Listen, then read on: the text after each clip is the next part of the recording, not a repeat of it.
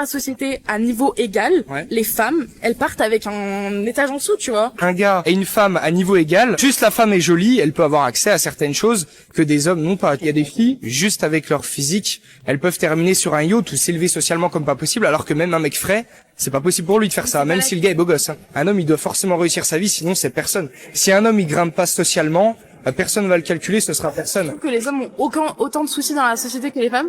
Je pense que les hommes ont une certaine pression dans cette société que les femmes n'ont pas. Juste, vu que ça te concerne pas, tu vois pas les problèmes qu'ont les hommes parce que ça te concerne pas. Mais bien sûr, mais ça veut dire qu'une femme sera moins compétitive qu'un homme. Et là, je parle dans le domaine privé parce que en étant dans la fonction publique, moi, j'ai pas ce problème-là parce que on a le même salaire à compétences égales. Enfin, y a pas de souci avec ça, mais c'est dans le privé. Discrimination à l'embauche. Je suis désolée, normalement, on ne doit pas demander ce genre de choses. Et on le demande systématiquement aux femmes. Moralement, il y a le je congé comprends, maternité. Mais après, on est d'accord, plus. c'est des business toujours et qu'ils Oui, se doivent de faire ça en quelque non, sorte. Non, ils ont rien à... Parce qu'en fait, là, c'est encore une histoire. Ça, c'est une Quand on tombe sur des contenus du genre micro-trottoir, interview ou alors des femmes qui prennent leur téléphone pour partager le fond de leurs pensées, concernant bien sûr la situation sociale des femmes en règle générale, le narratif partagé est qu'elles souffrent. La société, au travers des hommes évidemment, leur met des bâtons dans les roues, elles ne sont pas assez représentées, etc., etc. On croirait qu'il leur manque absolument tout et que malgré les lois, les réformes et un parti pris évident en leur faveur sur une majorité des questions sociales, elles ne sont toujours pas aussi bien traitées que les hommes. Il manquera apparemment énormément de choses. Et à vrai dire, à force de l'entendre,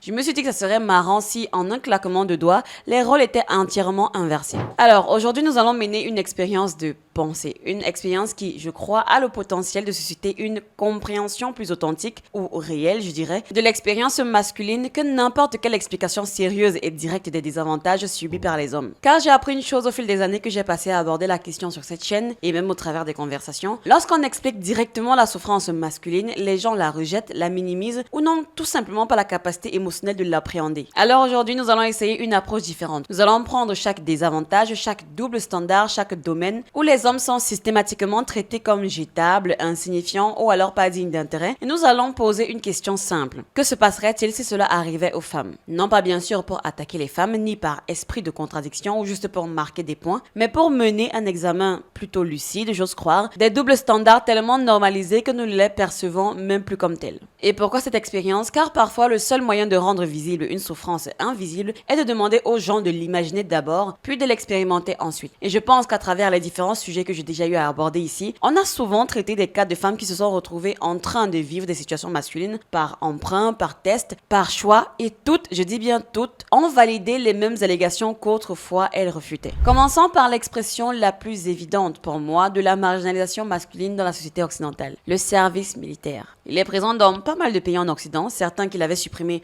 ont même fait machine arrière face aux tensions géopolitiques récentes. Le gouvernement français par exemple a acté la mise en place d'un service militaire volontaire pour les 18-19 ans d'ici mi-2026 plutôt qu'un retour à la conscription obligatoire. À 18 ans, tout homme est légalement tenu de s'inscrire au service militaire. Et donc, tout homme qui déroge à l'obligation du service militaire s'expose à des sanctions pénales, administratives et sociales dont la sévérité varie selon le pays et le degré d'infraction bien sûr. Amende, peine d'emprisonnement, perte d'accès aux pré-étudiants fédéraux, aux emplois fédéraux et risque de poursuite pénale. Cette inscription a un seul but, permettre au gouvernement en cas de besoin de renfort pour les combats, de savoir où les trouver. Les femmes, elles, ne sont pas soumises à cette obligation. Il ne s'agit pas d'un oubli, mais d'une distinction juridique délibérée fondée sur un principe si profondément ancré dans la culture occidentale qu'il passe presque inaperçu. En cas de crise, la vie des hommes est disponible et utilisable, celle des femmes non. Imaginons maintenant la situation inverse. Les femmes seraient légalement tenues de s'inscrire au service militaire à 18 ans et le refus d'obéir entraînerait la perte des aides fédérales et des poursuites judiciaires. En temps de guerre, elles seraient donc enrôlées de force dans les combats sans possibilité de refus. Et je vous parie que l'opposition organisée à une telle mesure sera sans précédent dans l'histoire politique moderne. Des recours juridiques seraient déposés devant la Cour suprême. En quelques semaines, des marches, peut-être d'une ampleur et d'une intensité telles que les manifestations qui se sont produites jusqu'à présent paraîtraient modestes,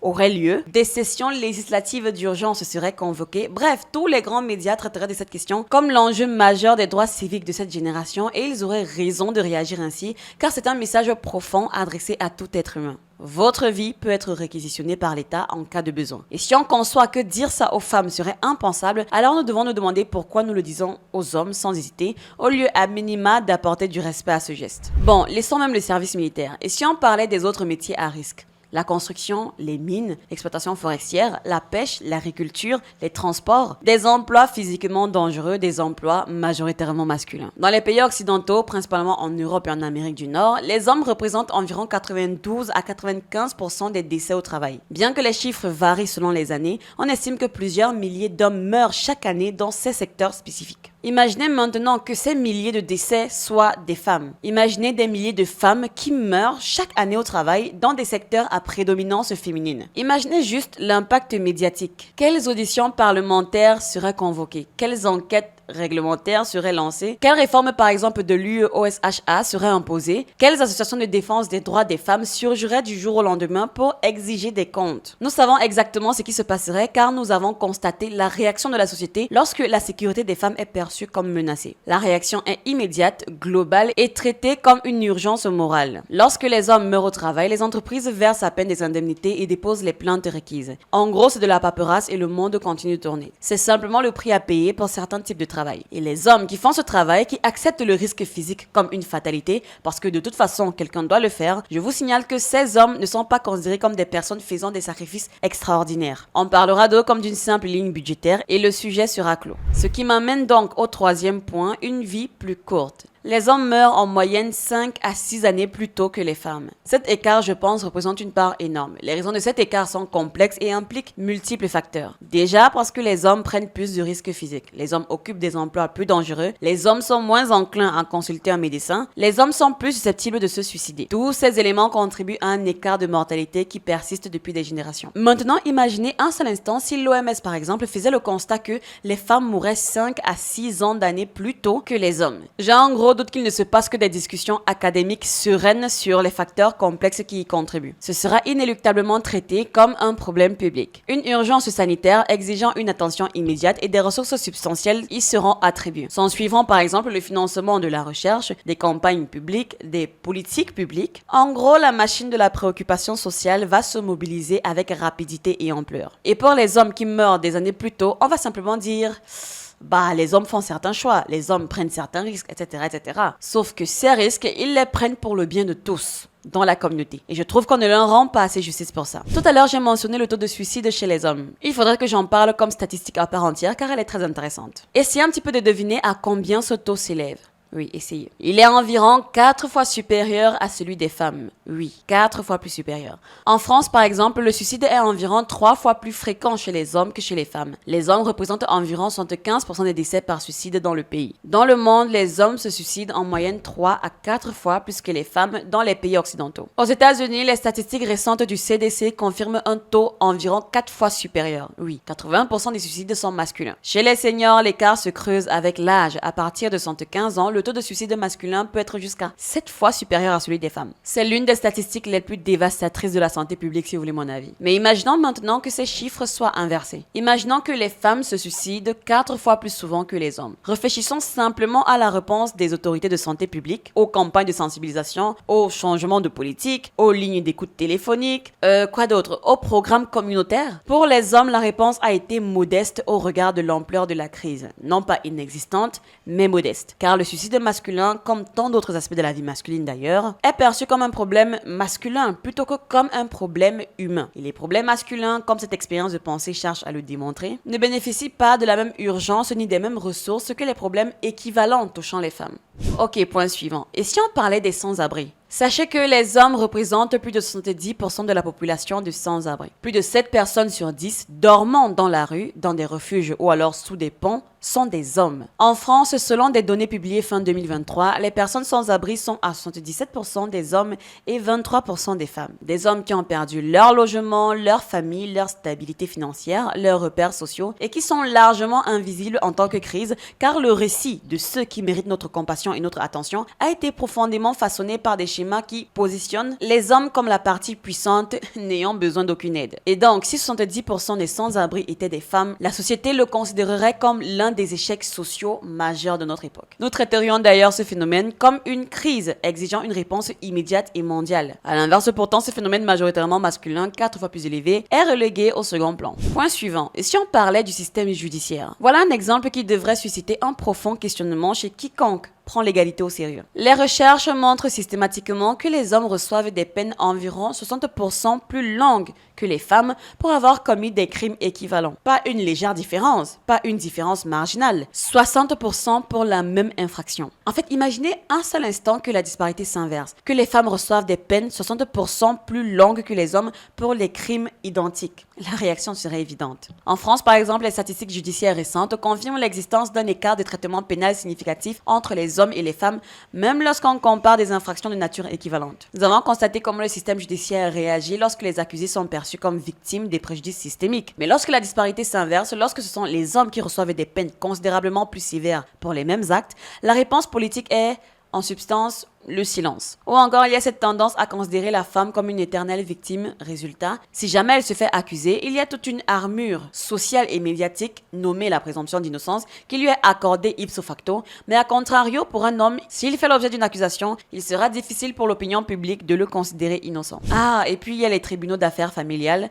ou des hommes qui ont consacré des décennies à construire une famille, qui ont été des pères, qui ont fait de leur mieux pour leur famille et qui ont été des soutiens fidèles, voire même qui ont été jusqu'à tout faire ce que la société attendait d'eux en tant que mari et père, entrent dans une salle d'audience et découvrent que le principe de base est que les enfants appartiennent principalement à leur mère et on leur reprochera de ne pas en avoir fait assez. Dans ces tribunaux, la charge de la preuve incombe au père qui doit démontrer pourquoi il mérite un temps égal avec les enfants qu'il a contribué attention à concevoir et qu'il élève depuis des années. Si des femmes entraient dans un tribunal des affaires familiales et découvraient que le principe de base est que les enfants appartiennent principalement au père, la situation serait bien différente. On partirait du principe par exemple que les pères obtiennent la garde principale dans 80% des cas, que les mères bénéficient d'un droit de visite le week-end et qu'elles devraient s'en contenter, qu'une décennie de mariage et de maternité pouvait se terminer par un accord les obligeant à verser une pension alimentaire à un ex-mari qui lui avait déjà refait sa vie. Le système judiciaire serait complètement dévasté le lendemain matin. Et attention, cette réaction serait pleinement justifiée car ce que je viens de dire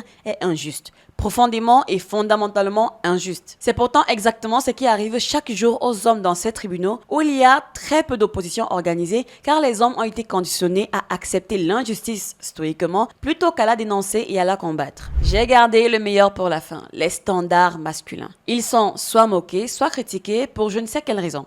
Ah oui, peut-être parce que ceux qui les jugent ou les critiquent estiment qu'un homme ne devrait pas être exigeant. Il devrait déjà se contenter de ce qu'il a et apprécier le fait qu'une femme veuille bien de lui. Non, il ne devrait pas faire la fine bouche et accepter n'importe laquelle des options, car bien évidemment, en tant qu'homme, il ne mérite pas de faire le capricieux. Maintenant, imaginez qu'on dise aujourd'hui qu'une femme ne devrait pas être capricieuse dans le choix de son partenaire. L'expression n'est même pas bonne, il s'agit même pas de caprice, mais de choix. Imaginez un seul instant qu'on dise à une femme que le premier venu, peu importe qui il est et à quoi il ressemble, elle devrait s'en contenter, s'en accommoder, ou pire même encore, être heureuse qu'un homme veuille bien d'elle. Ce genre de réflexion serait scandaleuse si jamais elles étaient répandues dans l'espace médiatique.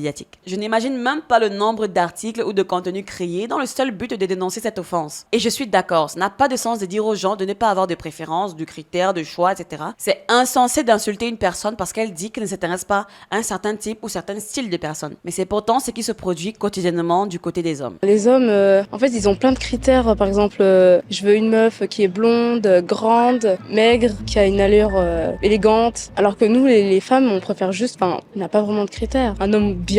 Si c'est un homme bien mais qui fait 1m60. Bon, après, 1m60... Tu peux pas vraiment trouver l'amour passionnel quand t'as des critères comme ça. Genre, je trouve que c'est un peu trop sélectif, quoi. C'est pas authentique pour moi. Ils seront traités de tous les noms pour uniquement avoir dit, par exemple, qu'ils ne sont pas fans des femmes en surpoids ou que sais-je encore. Son propos serait tout d'un coup toxique, misogyne et discriminatoire. Mais une femme qui dirait pareil sera validée par tout le monde car en effet, les femmes ne devraient pas se contenter de peu. Au final, voici ce que révèle cette expérience de pensée. Chacune de ces situations, le service militaire, les accidents mortels au travail, l'écart de mortalité, les disparités de peine, les tribunaux familiaux, les standards masculins, tout cela susciterait une réaction sociale immédiate et globale si les personnes qui les subissaient étaient des femmes. Et il ne s'agit pas ici de spéculation, mais d'une réalité observée. Nous avons vu comment la société réagit aux désavantages des femmes lorsqu'ils sont nommés et organisés. Nous avons vu les lois, les programmes, les changements culturels, les transformations institutionnelles qui suivent lorsque les problèmes des femmes reçoivent l'attention qu'ils méritent. presque rien de tout cela ne s'est produit pour les hommes. Non pas parce que les problèmes des hommes sont moindres, au contraire, les problèmes qui touchent les hommes sont en réalité d'une grande ampleur. C'est uniquement parce que les hommes ont été systématiquement exclus des cadres, disons quoi, d'analyse permettant d'identifier et de combattre l'injustice. Aussi simple que ça. De toute façon, je reste ouverte au débat. Peut-être recevrai-je en commentaire des mises à jour intéressantes par rapport à cette situation. N'hésitez donc pas à me partager vos avis et allez vous abonner massivement sur Akima 2.0 pour profiter d'autres analyses intéressantes. On se dit donc à bientôt, portez-vous bien.